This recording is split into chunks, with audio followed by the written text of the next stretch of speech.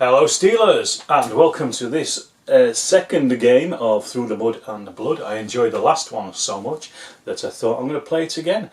And I did actually, although these videos are probably going to be put out maybe a week or so apart. I actually played this the day after I played the previous one.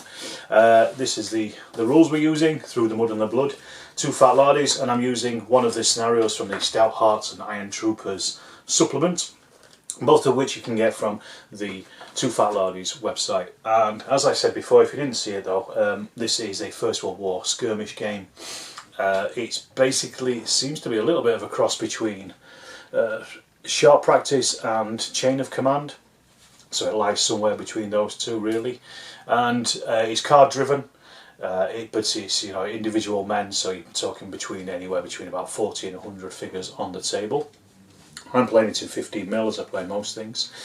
In the previous game I didn't use blinds, however this time I am going to be using blinds, just to show you how they work really. It's a bit superfluous for me because obviously I know what is under those, but it helps you remember who has been spotted, who can fire and who can't fire.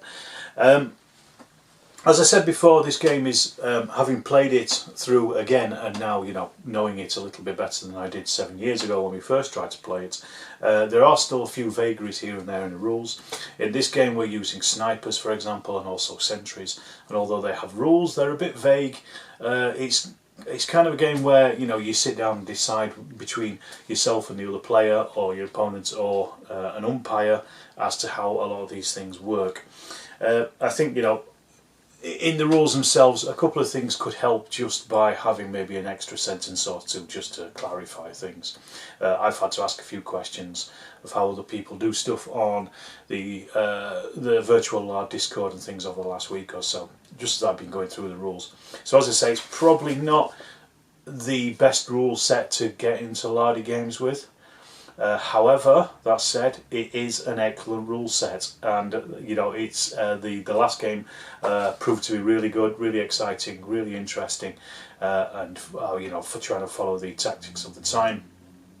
The British got their arse handed to them. This time I'm going to try something different. Well, similar tactics, but hopefully the British are going to make a better show of themselves this time as they attack this village where the Germans are retreating from in 1918. So this is set just after the Amiens advance of the Allies in August of 1918, and the advance was so quick that they caught up with some Germans burning documents in one of their old HQs. So that's basically the idea behind the scenario. What I will do is I'll go through the forces that are involved here and also show you the table as well as usual, and we'll just take it from there and play the game through and see what happens. So this is our table. Over here I've left about a foot off the back end of it just so I can place some stuff. This is recommended to be played on a 5 foot by 4 foot table in this scenario now, so that's what I've done. This is normally a 6 foot table, but I've just left enough space there to have things on the edge of the board that I need.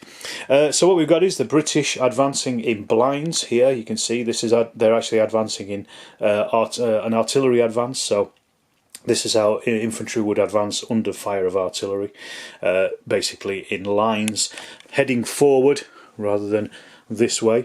So these are heading straight down the road into this small village here. You can see there are a couple of sentries. There's one here in the shell crater, hiding there, and then there's also another one over there, another German one over there. So their cards will be put into the card pile first of all. We'll have the blinds in there. The Germans have yet to deploy, but they can deploy anywhere once British infantry have started to be spotted, or when their blinds cards come up they can start to deploy, so they will probably be deploying in the buildings. They also have a Feldwebel who is burning material, documents and things, and they've basically got to try to do that while the British are trying to capture the buildings and the village and clear it to clear the way for the advance. So that's the table. Pretty basic, nice setup, nice and easy, and it's also something slightly different to a lot of the typical First World War games that you'll see for wargamers. This is one of the reasons I wanted to do this particular scenario, because it's more like a Second World War attack than a First World War one, but is something that is much more typical of the later part of the war. So these are our forces. British platoon here on the left, so we've got the headquarters with the sergeants and second lieutenants over here. They also have scouts and runners connected. Then we've got our 4 sections, and as before, the platoon at this point was broken down into 4 very separate sections. So we've got the riflemen here, we have the bombers with their grenades, then we have rifle grenadiers providing close support artillery, and then a Lewis gun section as well with a Lewis gun. 1918 there probably would have been 2 Lewis guns in there, however there's just one in the scenario notes, so I'm just going to take it from that really. And then we've got the German defenders. So we've got our, I've already shown you the sentries, but we've got our Hauptfeldwebel Kurt Schmidt. He's a status 3. He's our officer. He's also joined by 2 office clerks who have got no other military worth apart from burning paper, so they're just going to be on the table kicking about. We have a sniper, so that's going to be an interesting addition to this particular game. And then we've got 3 groups, each made up of 8 riflemen, with 2 bombers in there, and also led by a Gearfighter. Each of those are status 1. So we are starting really with a smaller deck, although we've got all these cards here for when the units appear on the table. So when we actually start this game, we've only got a smallish number of cards. So we've got German blinds, the Time for a Snifter card, which is the enter turn, British blinds, and then also German sentries as well, because they're already on the table. So they'll either be able to spot or move themselves. So this is how we're playing it. So what I'll do is, as I say, I'll crack on with the game and we'll just get moving. As with everything in Mud and Blood, the instructions for the German setup is a little vague. It says they can set their blinds up anywhere they want within the HQ as long as 2 men are still burning documents, which we've got. So what I'm going to do is, I'm riffing on that basically, and I'm going to be pulling the cards. We've got the German blinds in there. When the German blinds cards come out, that's when they can deploy. So they've been taken by surprise. They're not on the table already, but they can at least place their blinds anywhere. However, that gives the British a bit of a chance to get into positions or move forward. So as before, I'm probably not going to go through every single card pull as they happen, but what I will do is again just show you, demonstrate to you quickly how the cards work, and you know how it works as we go along, because otherwise it's going to be a boring video of me just pulling cards. So our first one, Time for a Snifter, right? So it just shows you that they were shuffled. So let me just give those another good shuffle. And we'll go on to turn 2. So literally nothing has happened. We could move, shoot or spot with anything at this point, but I'm not going to actually. I'm going to leave it. I'm going to go straight on to the next turn instead and forget that ever happened. So first one is the British blinds. So when they're operating on a blind, normally you'll get 2 action dice if you're on the table. If you're a blind, you get 3 action dice, which they can use for moving, spotting or deploying. It takes them a dice to deploy. It takes them, they can move up to 3 dice if they want, or they can spot as well 3 times. So in this case, I'll have a think about what we want to get them moved forward, and I'll show you what the blinds have done. So in their first turn, the British blinds have really just pushed forward down the road. They haven't deployed, they haven't done any spotting or anything at the moment, because there's no German blinds to spot anyway. So what we've got actually, I can just show you here, we've got the rifles are moving up towards our hedge end. We've got the, I think this is the bombers here. These are moving up to be able to get into positions to try to knock out these buildings. We've got the Lewis gun. This is wanting to get somewhere around here where these barrels are, so it can fire down that road and stop any reinforcements. And then we've got the rifle grenadiers over there. They may be less useful in this scenario, so they'll probably turn it into riflemen and have another section to help attack. But anyway, that's what the British done. So we go over to the German sentries. And there's 2 of these on the table, so these can now try and spot those blinds. So I'll just get those set up and we'll do that. So we're on to spotting. Bert Bromley and his rifle grenadiers are in the open, and they were within 24 inches of this sentry over here. So he's basically spotted them. So they're automatically on the table. They're just there. They can't do anything though. However, we've also got this sentry here. He's going to try to spot the British rifles here in this group, so he needs a 7 or above. However, He gets an extra 3 because they used 3 dice to move this turn, so that gives him an extra 3 on his dice. So basically he's looking at a 4 or above on 2d6. Got an idea they're probably going to spot these. So that's 9, so yes, he spotted them. So just to reveal that, just to show you, we've got rifles there, so they will again get placed on the table, and whichever unit the lieutenant is attached to. And I think he's probably, well, the sergeant will be attached to the rifles, and I'll give the lieutenant over to one of the other teams, possibly the bombers, I think. But I'll just get these set up and then we'll move on. So this is where we're at the moment. If you remember from the last game, if you watched it, the British took quite a while to get across the table. This is why it's worthwhile using the blinds, because they get that 3 dice movement instead of the 2 dice move that a normal unit would. So we've got the rifles up against that hedge in light cover. We've also got the rifle grenadiers currently in open cover, so I'm probably wanting to move those up against a hedge or something at some point, or getting them into some kind of cover. We've also revealed Frank Cable, Bert Bromley and Frank Blackwall as well, the sergeant. So these cards will all go into the deck, ready for the time the snifter card and for the next turn. So we'll turn the next card, and we have German blinds. The final card obviously is the time for a snifter. I'll just show you that, because the reason I'm showing you that is because this means that the Germans have been caught unawares. Had the snifter card come out, the Germans wouldn't have been able to deploy their blinds this turn. So basically that's what that would have happened. But fortunately for the Germans, it's happened so that they can now deploy their blinds if they want to. So I'll get on with doing that. Well, of course, the Germans don't want to make anything easy for the British, so what they've done is they've deployed in the buildings.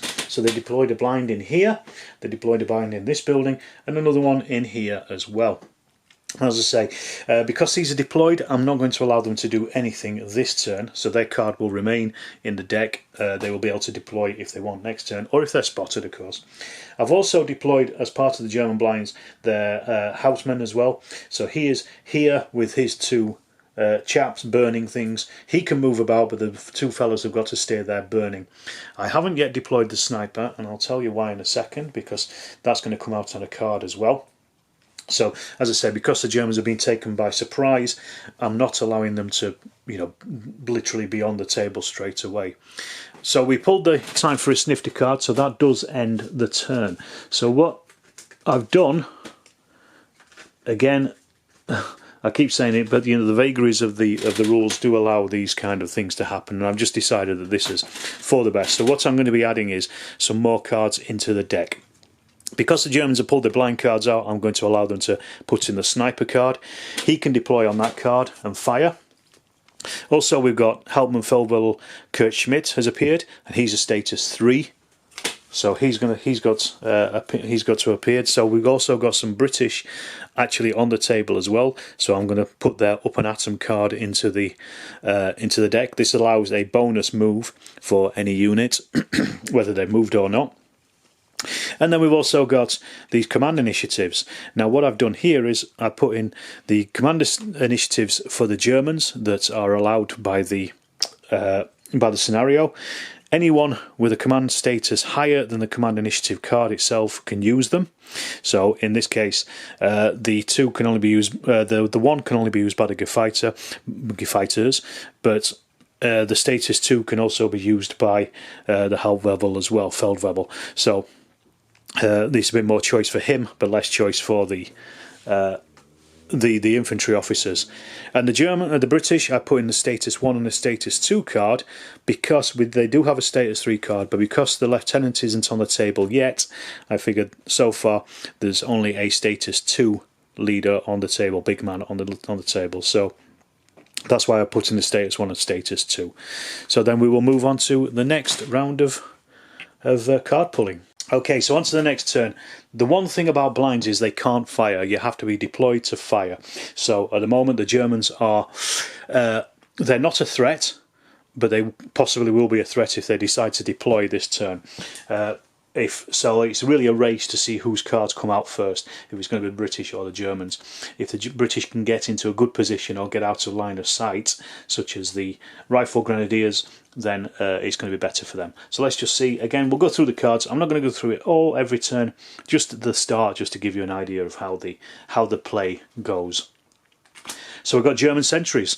So they can either fire or spot. Their firing is not great. They're only firing with a couple of dice, but they may do that. Actually, it's only one dice each. But they might do that, but they might also try and spot the British blinds as well.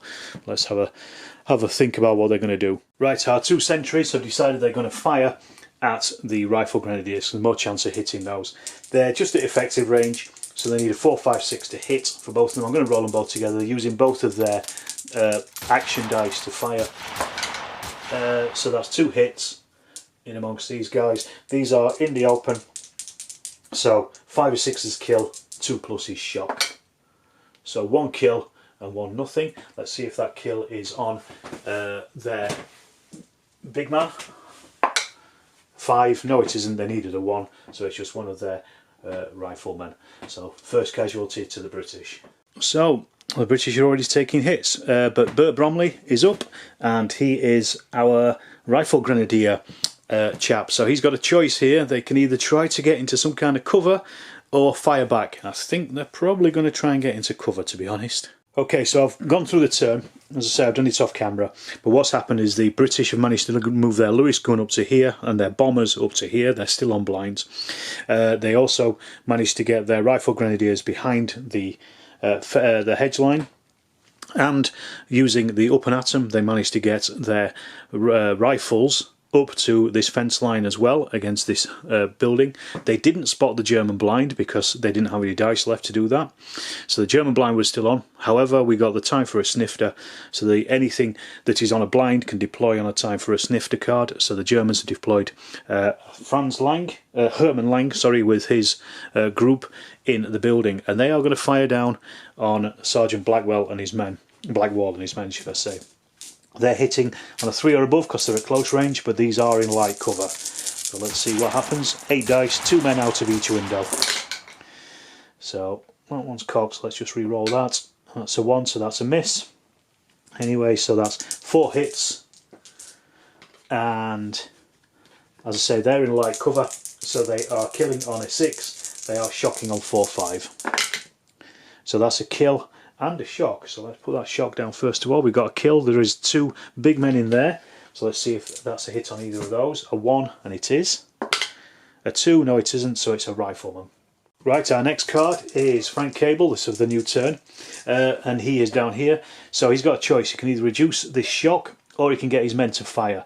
And I want to soften these up so I can get the bombers in to clear that building out. So we're going to fire first of all, and they're firing a heavy cover, but they're hitting on 3s and above first of all. So let's just go with that, see what we've hit. That's quite a few hits. That's not too bad. That's 2, 4, 6, 7 hits in total. As I said, they are in heavy cover, so they are a trench or a building, medium cover, should I say. So 6 is kill, 5 is shock. So that's 2 kills, but no shock. It's kind of what they want, really, to reduce their numbers. Let's see if that's on Hermann Lang himself, 1 or a 2. 4, no it isn't, so it's 2 of the rifles. So let's just take 2 of those out. So good shooting there. Right, so we just had the British blinds come out. We've done the firing here with the corporal to take those down. The blinds, so what I've done is I've deployed the Lewis gun behind this light cover of the blocks and buildings and stuff here. They're going to fire at the sentry. It's going to be a bit of overkill, but they're just going to take him down. We've also deployed the bombers with Lieutenant Millwall, and I'm going to try to get them into the building. They're 8 inches away currently from the Germans. They only need to move 4 inches to be able to attack them. But I'm going to do that in a second to do them in close combat. I'll do that in a second. First of all, firing at the sentry. This is, like I say, overkill. 3s and above are hits. That was a 3. I just knocked it over. So there are more 6s than 1s, so there is no stoppages. But he has been raked with what? 1, 2, 3, 4, 5, 6, 7, 8, 9, 10 shots from the Lewis and the rifles. I should have done them separately, but never mind. I'll forget about it in this turn. And see what happens to him. He's in light cover in a shell crater. 6/6, 2 kills. He's dead. He's out. Hosed combat. So that's him done. Now over here I need to see if the bombers can get into the building because they're just moving on their blind card. So let's just see what happens. As I say, I need basically a 4 and above for them to get into close combat. 5 is just enough. They're up at that building so they can actually attack it. The Germans are still in heavy cover there though, but we do have bombs. So I'll get these set up and then we'll do the close combat. Alright, so we've got the British bombers moved up. They're attacking into medium cover. I've worked it out. We've got British have got 17 dice against the Germans 15 because they're in that medium cover. As before, it's a 5 is a shock, 6 is a kill. And let's just see what we get. If I was to play this with an opponent, I'd probably change that to the chain of command version, and sharp practice version, where it's 5s and 6s are kills and 6 is shock. But I'm playing it as written, so we're going with that. So let's see. We're looking at kills. Oh, the British are no good when it comes to close combat, or it seems not anyway. So that's 4 hits, 4 shock, should I say. So let's just put that down while I remember, and 1 kill on the Germans. The winner is decided by the difference in the amount of kills. So I'll just put that down for a second. Let's see how many the Germans get. They just literally need, if they get 1, then it's a draw and they fight again. If they get 2 or more, then they've won. Let's just see. Or if they get less, oh, there you go, it's a draw. So we've got 3 shock on the British and a kill. I'm going to have to work out if these are the officers first of all. So yes, it is a draw, so they will fight again. But I'll see if the officers at all, or NCOs are casualties here. Let's put down our shock on the British, so remember those. Then I'll work out the dice again, because it's quite a laborious process. So I'll do that off camera in a second, but let's just see if any of the officers or NCOs. So the Germans are 1, and it's our fighter. No. The British are 1, 2. No, it isn't. So what I'll do is, again, I will go through the dice, add up the dice, and then we'll roll again. Right, I've added up the dice this time round, and because of the heavy shock on the Germans, they've actually they're only rolling 6 dice. The British, on the other hand, are rolling 2, 4, 6, 8, 10, 12, 14, 15 dice. So let's see what happens. We are killing on 6s, shocking on 5s. So we've got 2 kills and 3 shock. So that takes the German shock up to 7. So if they do survive this, they're going to be fighting even worse. Let me just put these dice on so I can remember. And we said 2 kills there as well, didn't we? So let's just we'll work it out in a second who is actually killed. So the Germans defending with their 6 dice. And that's 1 kill and no shock. So the Germans have lost, and lost by 1. But let's just see, first of all, are the Germans, is it the NCO, 1 or a 2? Yes, it is. It's the NCO and 1 of his men. Let's see what's happened to him. We roll again. A 4 is he is lightly wounded, so that drops his status. So we have to see if 2 of his men decide to take him off the table. Have a look. 4 to 6. No, they don't. So he is badly wounded from now on. So he's basically out of the game anyway. They've lost those 2. They've lost by 1, so that means they get pushed back. The British, let's see if it's on and hit on their NCO, their officer. A 7. No, it isn't. So they're okay. They can continue on. So the British have won the attack on that building and cleared it. So this is where we've ended up. The Germans have been pushed down the street, but because they've also got 7 shock compared to 5 men, that means they've also fallen back another 2 inches as well. So they've been pushed back, and they've taken their wounded fighter with them as well. Right, so the next card out is the German sniper card. So I've deployed him in the window up here in this building, and he's firing down on the Lewis gun team. The snipers, the way they work is they basically roll 2d6, discard one of them. Obviously it's going to be the lower of the two, and the other one is either a hit or a miss. If they roll a double, then they've either been driven off or they've been killed by the enemy. So let's see what happens. So a 1 and a 5, they're shooting at close range, so they're going to get rid of the 1 obviously, and a 5 is a hit. They also double their shock as well if they do shock, so instead of being 1 shock it'll become 2 shock. They are currently in light cover, so 6 is a kill, 4, 5 shock. So look, 2, that's nothing, so no effect from the sniper. Okay, the Germans have got Hauptfeldwebel Kurt Schmidt. He's a status 3. He's basically moved out from where they're burning the papers, joined this group and reduced their shock down to 4, so at least they're not going to be falling back any time soon unless they get shot at again. So I've just drawn the snifter card, so that's another turn. Let's just have a quick look at where we're at. We've got the Rifle Grenadiers at the back of the village. They really need to get moving forward actually to do something, but we've also got the LMG team here set up on the edge of the village where they should be. From the tactical explanation, they are able to fire down that road, so they're covering fire all the way down, so nobody will be able to get across that village now.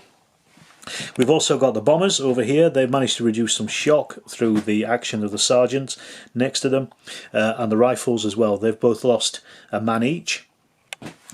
We cleared this building. I say we, the British have cleared this building. So they managed to push the Germans all the way back to here. This is Hermann Lang and his men, but they've also been recovered from their shock as well. On the snifter card, I deployed the 2 German blinds, so we have the guys in here. This is one of the blinds they've deployed into that building, and then the second blind deployed into this building as well. So I'll remove the blind cards from the deck. And then we also have, finally, you maybe just pick him out there, the sniper in the window. So this is where we're at the moment. The British currently are pushing forward with their plan of capturing the village.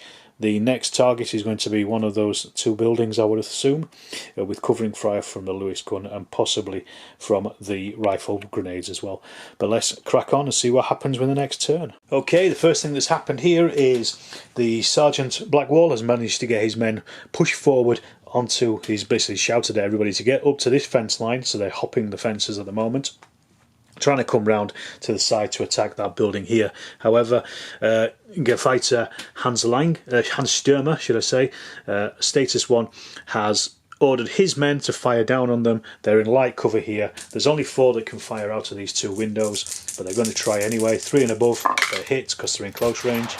That is 4 hits in light cover, so 6 is a kill, 4, 5 is shock.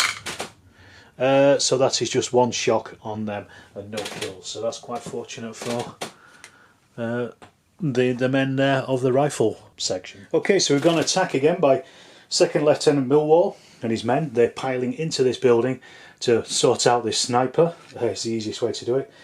I did wonder if the British would have 4 more dice than the Germans do, because it's only a single man, but they didn't, because he's defending heavy cover, so obviously he's shooting them as they're running across the road. But they only need to kill 1. 6 is a kill, 5 is shock. Let's have a look. There's a cog dice, just re-roll that. That's a 1, so we got 1, 2 kills, so that's him killed anyway.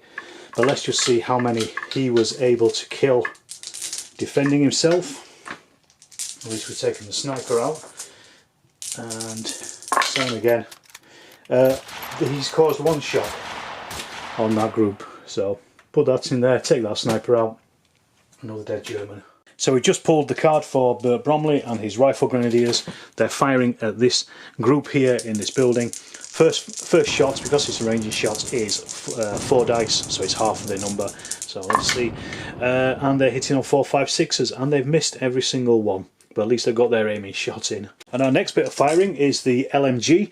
This is firing down the road at this building again, but it can only really hit these front 2 windows, I'm going to say, so only 4 men can potentially be affected by it. But they're hitting on 3, 4, 5, 6 because of the angle, I'm saying. So let's just see, we've got that's 4 hits at least. but they are in heavy cover, so 6 is kill, 5 is shock. Sorry, medium cover. So let's have a look. 5, just 1 shock and nothing else. And then we have Gefreiter Franz Adler. He has getting 2 of his men to fire down at the rifle grenadiers. He's also throwing in the status 1 command initiative cards to give him a +1 to hit. So they're hitting on 4, 5, 6s. So we've got 2 1s, snake eyes, no hits at all. The British have just pulled their up and atom card, so they've shoved the lieutenant and his men into an attack again with the bombers into that building. I've totaled up the dice, it's 16 versus 16, so it's all to play for here. This is the British results: 6 is the kills, 5 is shot. Okay, that's a good number of boxcars in there. So I'm looking at 1, 2, 3, 4, 5, 6 kills. That's almost all of that section wiped out. Just put those to one side. And then they've also taken 1, 2, 3, 4 shock on top of the 1 shock that they already had. Just put those to one side. Let's see if the Germans can beat that. Let's have a look, roll their dice. And they have killed 1 man and caused 4 shock. So no, they haven't won that. They've been defeated by 5 or more. Defeated by 4 or more, should I say. They are thrown back 18 inches, double the shock. If no escape for the survivors, then they surrender, and then the winner allocates 1 to 5 ratio for their surrendered troops. And there's no movement or firing in the next turn. So that has pretty much destroyed them. So let's have a look. 18 inches it says. Is that the edge of the board? That is the edge of the board. There's literally no point even counting up the dead in there. So the British, as I say, they've taken 4 shock. So I'll just put that shock onto them so we remember. But the Germans section has just been destroyed. And that's another building cleared. I'm also going to say as well, these 2 guys burning the fuel of the fire have also been captured at this point. Let's see if it's a hit on the NCO or our second lieutenant. No, because they didn't cause any kills. Or did they? They caused 1 kill, didn't they? Sorry. So yes, 1, and it is 5. No, it isn't. So it's one of the chaps in the section. So he's off. Place that with another dead. But that is another building cleared. Corporal Plaistow has ordered his men, his bombers, to throw themselves into yet another fight to clear out this building with the remains of the other section there, and also the Hauptfeldwebel in there as well. So they're piled across into close combat range. I've totaled up the dice. The Germans, I think, are on 10, the British are on 13. So let's just see what they're doing. So again, 6 is the kills, 5 is shock. Can they pull it off again? Ooh, 1 kill on the Germans this time. Let's see what the Germans do to the British. See if they can hold their position. Don't think they're going to, well, if they do hold this, it'll be good, but there is another section that's ready to jump on them from the British. But let's see, so they've 1 kill, 1 shock, so that's 1 on each. So what I'll do is I'll recalculate those numbers and then we'll join you back in the second fight. I'll just take off 1 of each of those. Alright, so back again. This time the British are rolling 11 against those Germans 9. I did roll off camera to see if it was any of the officers or NCOs that were hit, and it wasn't. This time round, the British have caused 1 kill, so that's a 6, and 1 shock. I'll take them up. Let's see if the Germans do better this time in their defence. Oops. Yes, much better. Wow, even better. Okay, so they've killed 1, 2, 3, 4, 5 this time. So that is a defeat of no shock, 5 kills, and a defeat of 4 or more. Ooh, this is nasty. Let's just have a look. It's going to be a hit, most likely a hit on one of the leaders, the big men. 6, no it isn't actually. So a defeat by 4 or more is they're thrown back 18 inches, double the number of shock points taken. There weren't any taken. If there's no escape, they do surrender, but they just bomb straight back down that road, and the Germans should take 1 hit. Let's see if it's on one of their leaders, their big men. No, it isn't. So that's not good for the British. Their luck has finally given out. Right, well, this time we're back on with Frank Cable, Corporal Frank Cable. He's got his men over this fence, pulled them up to that fence. They are just within 4 inches of that building, so they can attack again. What I had forgotten is that the Geffighter is actually out of action in there, but never mind. It is what it is. Even with 1 dice less, I still think all those 6s would have been a nasty attack. But anyway, this is a British roll. 6 are the kills, 5's a shock, so that's 2 more kills on those Germans in there. No shock though this time. So let's see what the Germans get if they can hold off again. God, they're pretty much Superman at this point. And see what they get for their dice.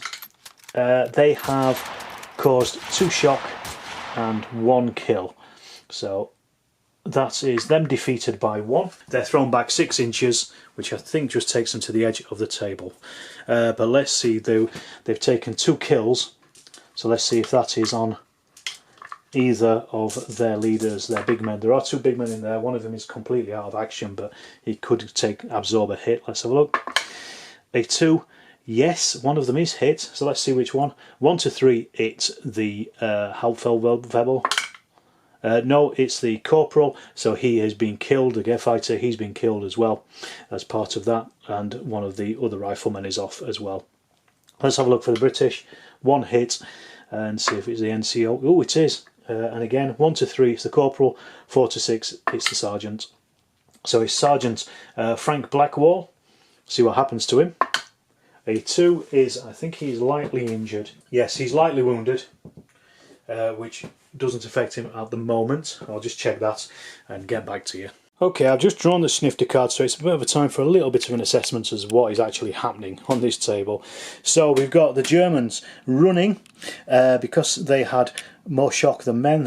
They moved another 2 inches from their fallback after the attack by the rifle section here. So this building has now also been cleared, along with the death of one of their Gefighters. This building is also empty and cleared, and this one is also empty and cleared.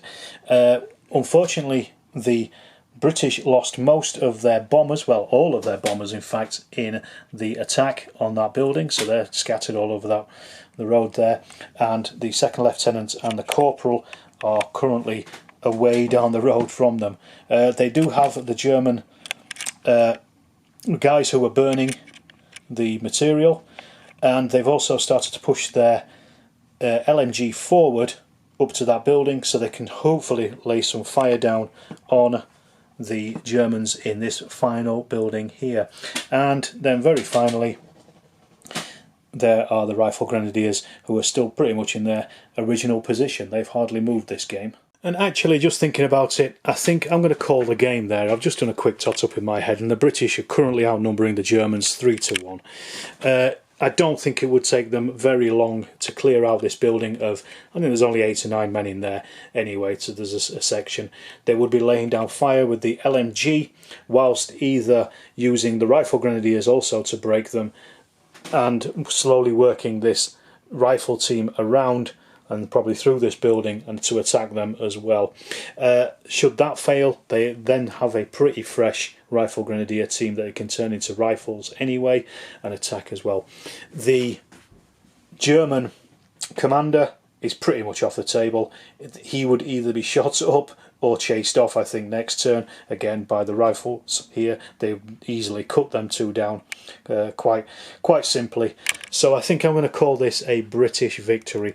The Germans have inflicted very heavy losses. I mean, the British have lost 1/4 of their men in the bomber section, having that wiped out, but they've also lost 2 full sections themselves at this point, and teetering on the brink pretty much. They lost a sniper, one of the sentries as well.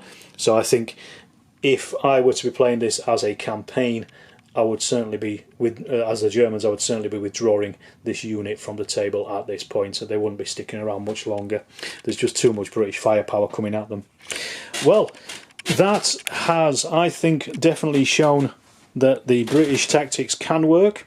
If this was chain of command, I think by now the German force morale would have easily collapsed at this point, I think.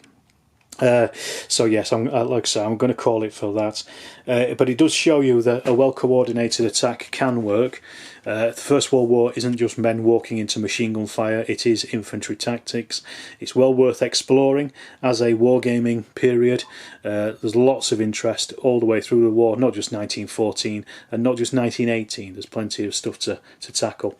And certainly through the mud and blood, although an old set of rules is definitely well worth dragging out and playing. As I said, if you are used to other lardy rules, check it out.